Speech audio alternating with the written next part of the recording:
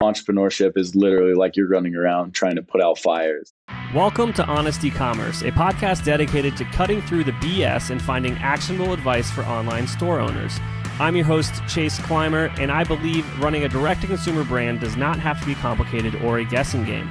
On this podcast, we interview founders and experts who are putting in the work and creating real results. I also share my own insights from running our top Shopify consultancy, Electric Eye. We cut the fluff in favor of facts to help you grow your e-commerce business.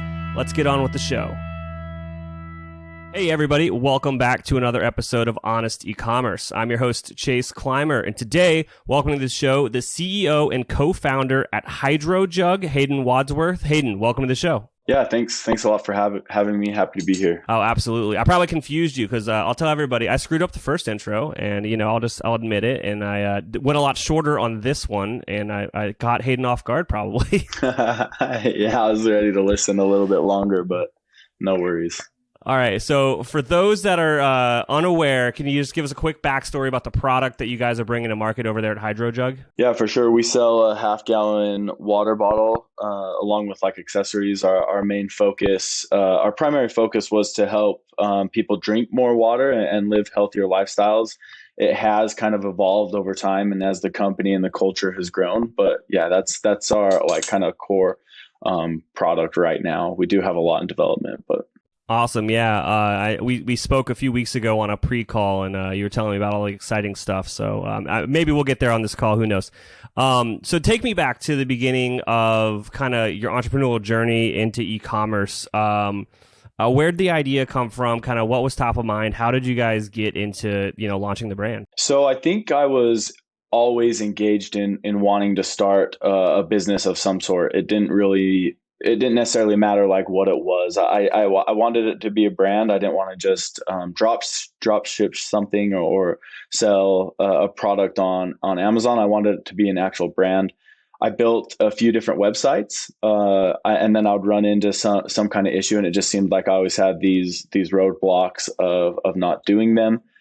One day I was watching a YouTube video and it was a fitness influencer and they were at the grocery store getting ready for a fitness competition and they were complaining about all the jugs that were there on the shelf.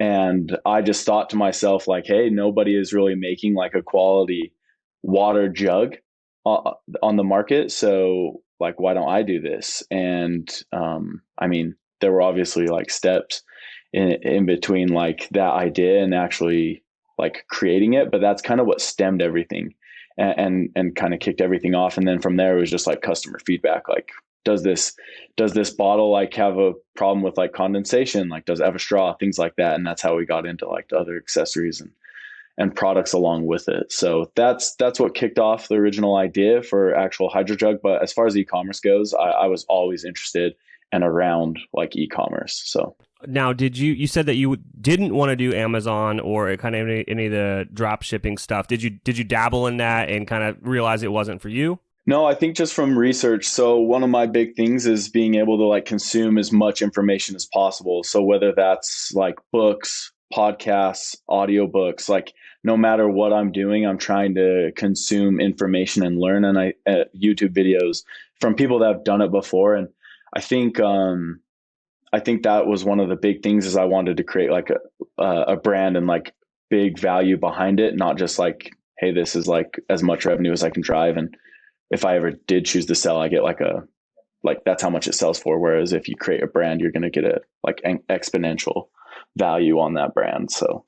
Absolutely. And I just think I talk about this often on here is books and consuming content, depending on where you get it from. But most of the time, it's just a shortcut to get to where you need to be. And it cuts out a lot of the kind of iteration and like learning curve that there is to like whatever the thing is. What are some of the books looking back on it when you were first getting started that were like definitely worth it after you got through it? Yeah. So, and just something to add to your point, and I really liked what you said as far as like, there's so much information out there and not all of it is good.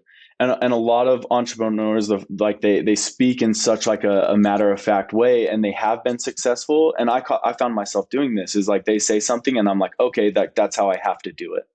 And that's not the case. there's not like with entrepreneurship and building brands and stuff, there's not like a one size fits all.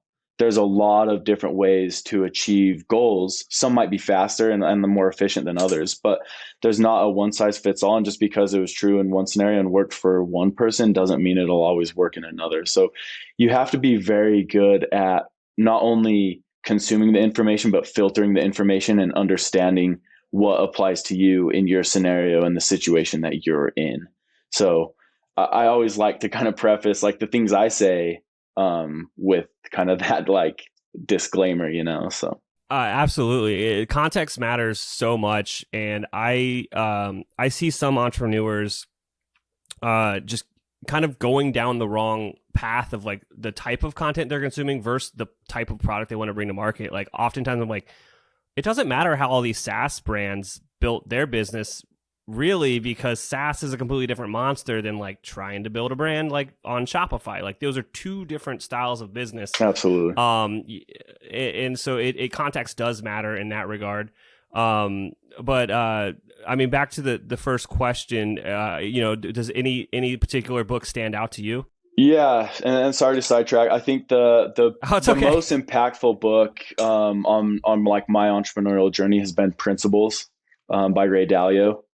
That one that was almost like a pivotal moment in like my entrepreneurial like path, because I've never done this before. I don't have a huge network of people that have.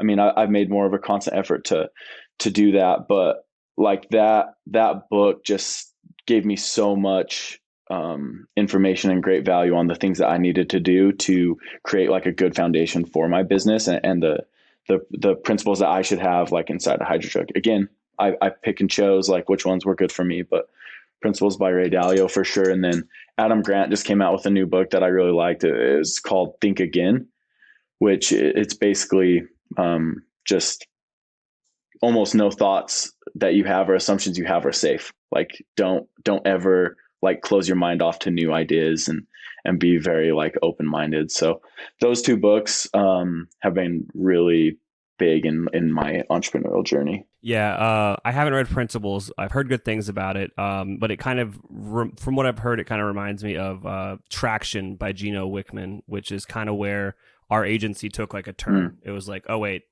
now we get what we need to be doing here. Yeah. And it was more about just the clarity of honestly running a business until you think about like there's a way to literally structure how your business runs outside of like the individual channels like a marketing or procurement or fulfillment. Like there should be a structure to the decision making within your organization.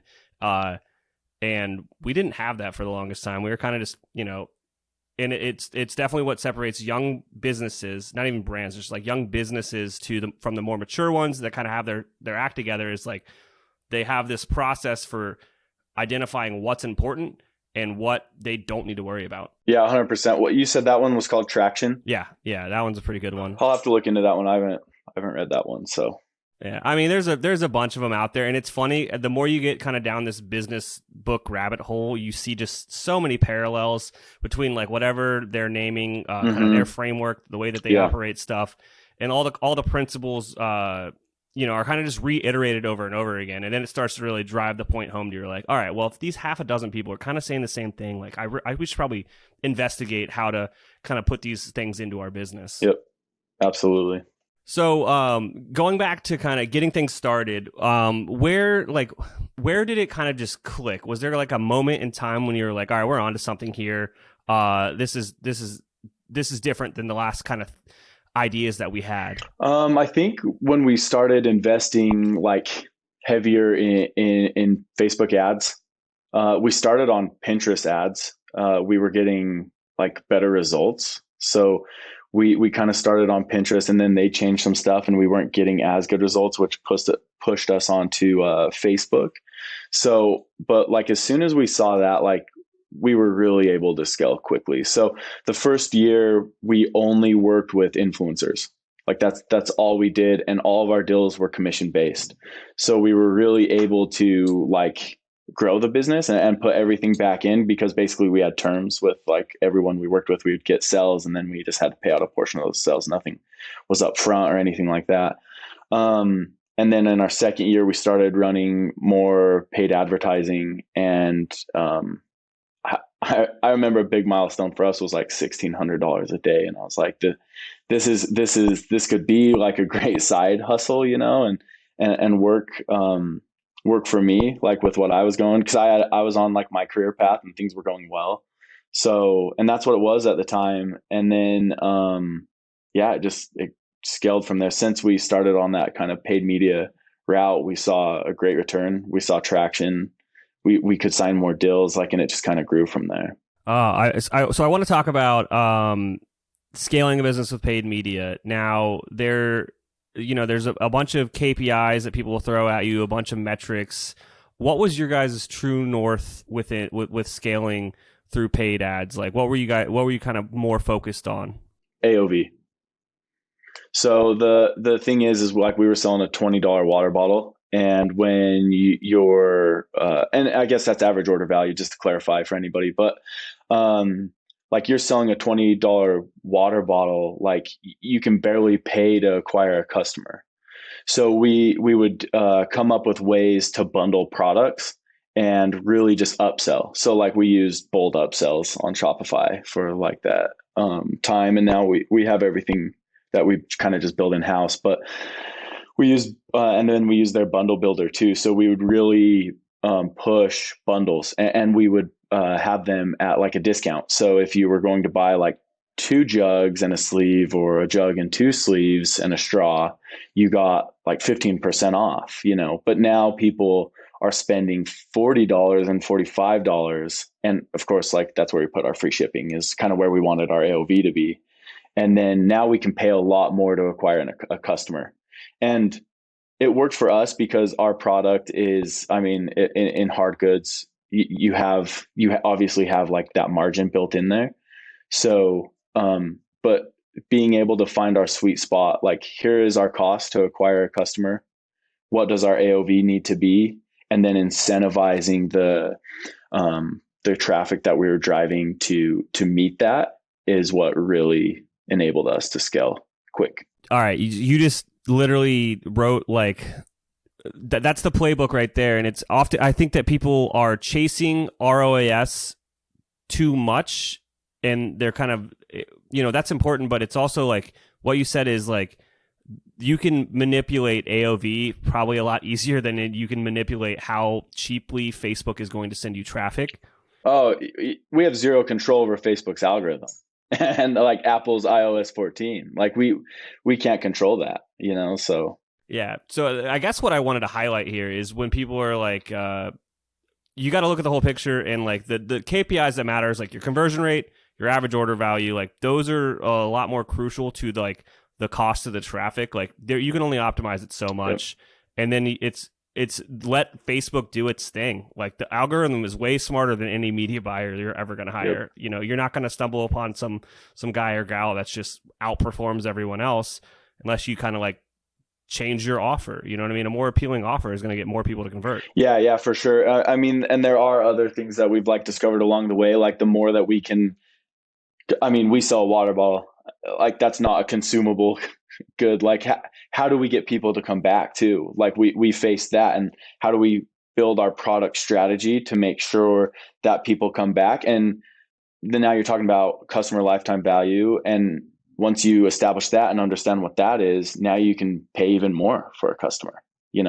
like where you're like, we can make offers and break even on this initial offer if they're going to come back, and what is our returning customer rate, and what is our customer lifetime value. So, but I will say very early on, one of my friends from like elementary school, he did all of our media buying. And I mean, he was early in his career. So like he also learned a lot with us, but super smart. And he helped build this strategy. So in no way can I take all the credit for this, but like these are things like it was early on. It was like me, my brother, him, and 2 other guys like in the warehouse.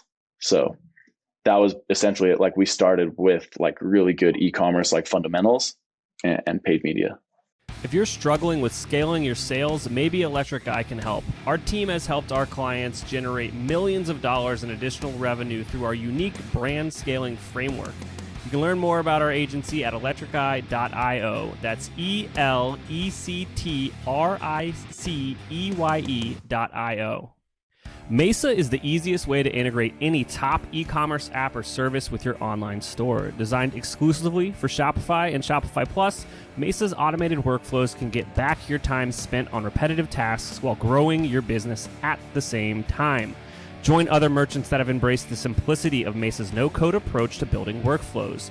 You can create new ways to improve customer engagement, encourage repeat purchases without lifting a finger, reduce manual data entry, and more through a simple point-and-click interface.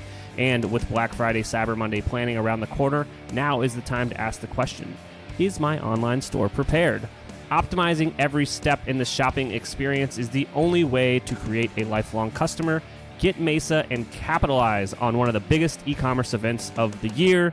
Search Mesa in the Shopify App Store and download the app today. Our partner Rewind can protect your Shopify store with automated backups of your most important data. Rewind should be the first app you install to protect your store against human error, misbehaving apps, or collaborators gone bad. It's like having your very own magic undo button. Trusted by over 80,000 businesses, from side hustles to the biggest online retailers like Gymshark, Gatorade, and Movement Watches. Best of all, merchants like you can get 1 month of automated Shopify backups for free by visiting rewind.io/honest. That's rewind.io/honest. Hey everybody, do you want to win back valuable lost time for your support team? Gorgias has machine learning functionality that takes the pressure off small support teams and gives them the tools to manage a large number of inquiries at scale, especially during the holiday season.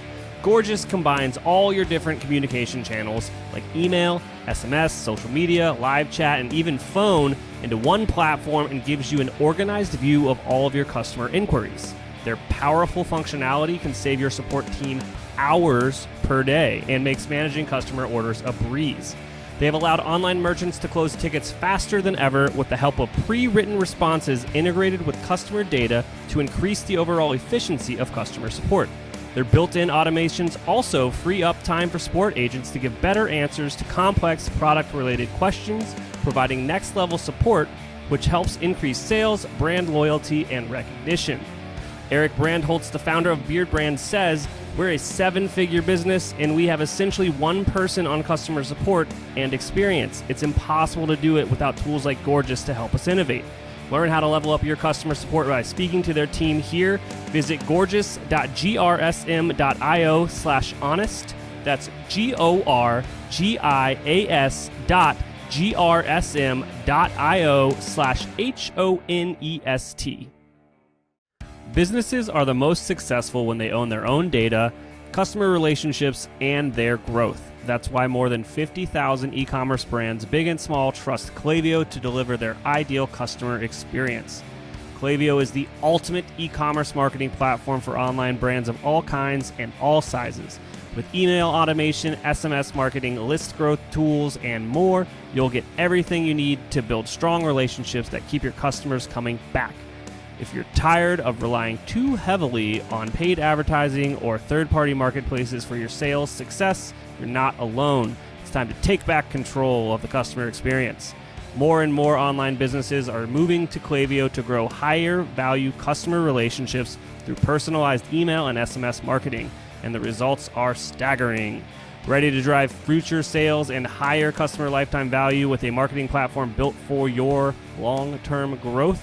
You should get a free trial of Klaviyo over at klaviyo.com/honest. That's KLAVIYO.com/HONEST. Now, we're talking about some big wins that you had historically. You know, is there anything that stands out to you that's on the other side of the coin that you kind of want to help people avoid? Yeah. I mean, it's tough because it's like, where do I even start? Like, entrepreneurship is literally like you're running around trying to put out fires, you know, and some are bigger than others. I'm trying to think like early on some of kind of the bigger mistakes. I mean, product quality issues were huge. Like I think it took us like a year to get like most of the issues hammered out with like our suppliers. So I think early on is knowing like who those people are that can solve like the problems, because not everyone is going to experience like issues with like hard goods, which are more complicated than like soft goods, or like if you're selling like a service or anything like that. But finding an expert like in that field, and growing your network and understanding like who can solve that problem, because I didn't even know who to go to. Like I didn't know like that you could go to like an industrial engineer and they would like mess with the tooling and how the ports worked and all these different things to solve the quality issues that I had. But if I would have networked a little bit more and understood, like found someone who'd done it and been able to reach out to a freelancer or something, it would have saved me a lot of time and a lot of headache. But I mean, there was a shipment. Our first issue was the seals on the bottles weren't working. So like everyone's bottles were leaking. So we got a bigger seal in our next bottles, but it was airtight. And in the shipment, it pressurized because of the changes in elevation. And we opened up, like we ordered a container of product and we started opening up, and every bottle, like the lid was literally blown off from the pressurized. So there would be like 3 bottles in a box that weren't, and you'd open it and it sounded like you were opening like a soda because they were pressurized. So literally like we it was our second order, and we have a whole container of bottles that don't have functional lids on them. So one of the big issues, and I guess losses in the beginning, but yeah, I mean, you just hit the ground running and figure out how to solve them. Yeah, I mean, that's kind of you answered the question honestly from the get go. You're just like, where do I begin? It's entrepreneurship, like, you know, it's 2 steps forward, 1 step back. That's kind of just the career path, or, you know, that's the trajectory of any business out there. So let's fast forward more to like now. You know, what's different now versus when you started the business? You know, how are you kind of acquiring the customers? How are you running things? You know, I guess just like for a simple question, you know, like what's working now? Just from like kind of like a paid media perspective. Oh yeah, I mean the most of the comments I get are, Chase, like, you're doing great at this, but we want to know more specific tactics. Obviously, context matters, but you know, anything that you can share there. Yeah. So I mean, like the same principle, like we're running the exact same like principles as far as like paid media goes. I think another big principle that I've learned is like there really aren't like a ton of secrets out there. Like there's nobody is like doing these special things that it's magic, right? Like there are good fundamentals, e-commerce practices. If you want to know how to do them, get on Amazon's app. I mean, they are the gold standard of e-commerce, and if you can learn a lot from benchmarking.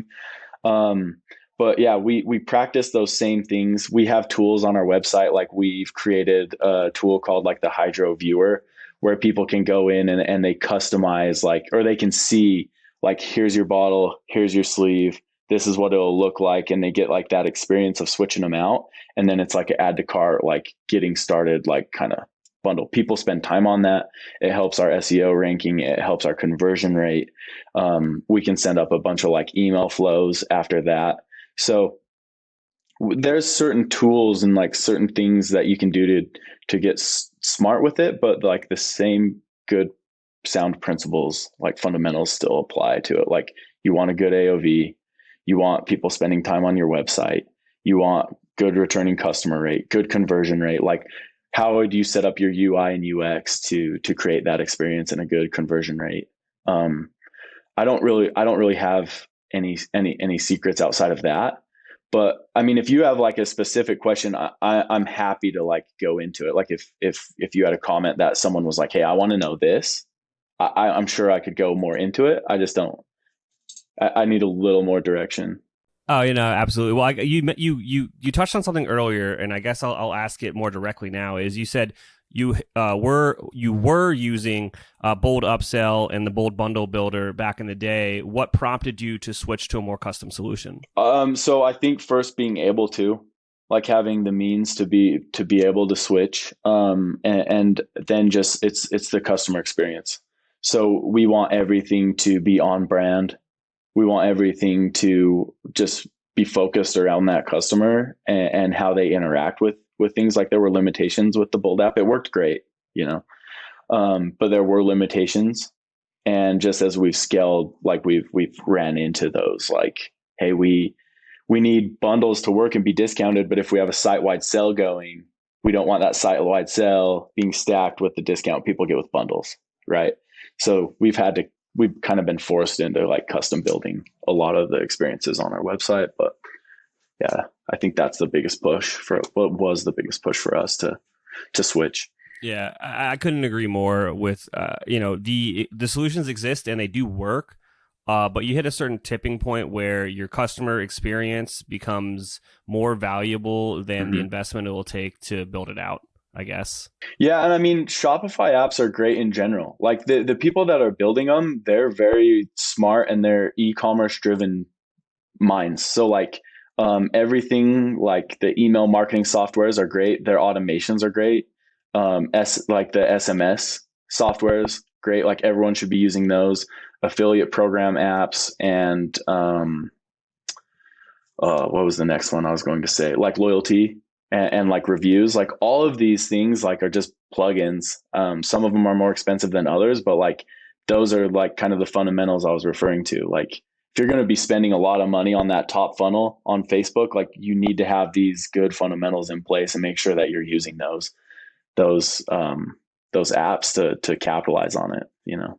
Absolutely. I got one more question for you before we go today, and it's like if you had to go back to the beginning, or if you had advice for someone that's listening now that's about to get started, what would that be? One of the things that probably helped us is we put everything, and it feels like we still do. Like I worked my full-time job for I think the first 2.5 years of the business.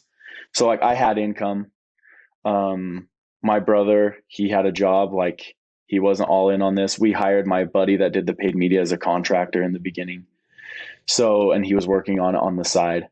So like we weren't a burden to the business, right? Like the business could grow, like we could put all of the money back in and reinvest it. And I think it's tempting. Like there are times the first time you see like a big sum of money, or like your company all of a sudden has traction, you're doing X amount of money, you're like, man, like a sports car looks good, or like whatever it is, but your focus needs to be like your business, and it needs it, especially in the first 5 years. I mean, maybe even longer.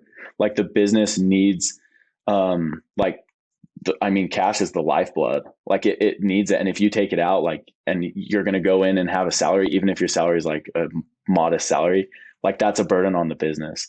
So I think that's a piece that really helped us in the beginning, and helped us be able to get to where we could have a salary from the business. And it's still, in my opinion, like a very modest salary. Like we want to make sure the business comes first, the health of the business comes first. And whether that's working your full-time job or your part-time job or working on the weekends, whatever it is, like make sure that business comes first, and that you're putting the money back in to make sure that it's sustainable and that it'll grow. Yeah, it's amazing advice. And once you get further into kind of the e-commerce kind of business life cycle, in my opinion, it's like 0 to 1 million is kind of like that startup phase. You're still figuring stuff out. 1 to 10 is, you're in scaling, but once you get more to that kind of 8 figures, it's definitely more about managing your cash flow. Honestly, it just becomes not a shell game, that's illegal, but it's definitely you have to just know your numbers, and that's what it comes down to. Yeah, and just a little background on me, like I did accounting in my undergrad. So like and by no means am I an accountant, but like I can understand like financials, and Shopify has a like really basic course on like understanding financials and how to invest and stuff like that, like the basics. Like I feel like that's a super important piece in that stage of like making sure that you last, or like you get to that 1 million and you can make it to that 10 million. Because I mean, if you're in a product-based business, like just imagine the investment you need for inventory to get from 1 million to 10 million. I mean, that's a ton of money. And if it's not there, I mean, you can't grow. Like that's a huge constraint. So, but yeah, I mean, formalizing everything, building out like the models, and that becomes a big piece of the business kind of once you, like you said, once you get into that 8 figures. stuff. So awesome. Now, for people that are interested in picking up the product and checking it out, where should they head to kind of do that? Yeah, so the HydroJug.com. They can. I mean, we're available on like a few different channels, but like the best deals, the bulk of the product is just available direct on our website. Awesome. Anything you want to leave the listeners with today? Thanks a lot for having me on the show. Like I really enjoy this stuff. I really like helping and like sharing the things that I've learned to hopefully help others avoid the pitfalls that I had. So yeah, thanks a lot. Oh no, it was a pleasure having you, and I'm sure I'll have you back in a couple months. We'll drill down into something else. Awesome. All right. I can't thank our guests enough for coming on the show and sharing their knowledge and journey with us. We've got a lot to think about and potentially add into our own business. You can find all the links in the show notes. Make sure you head over to honestecommerce.co to check out all of the other amazing content that we have. Make sure you subscribe, leave a review, and obviously, if you're thinking about growing your business, check out our agency at electriceye.io. Until next time.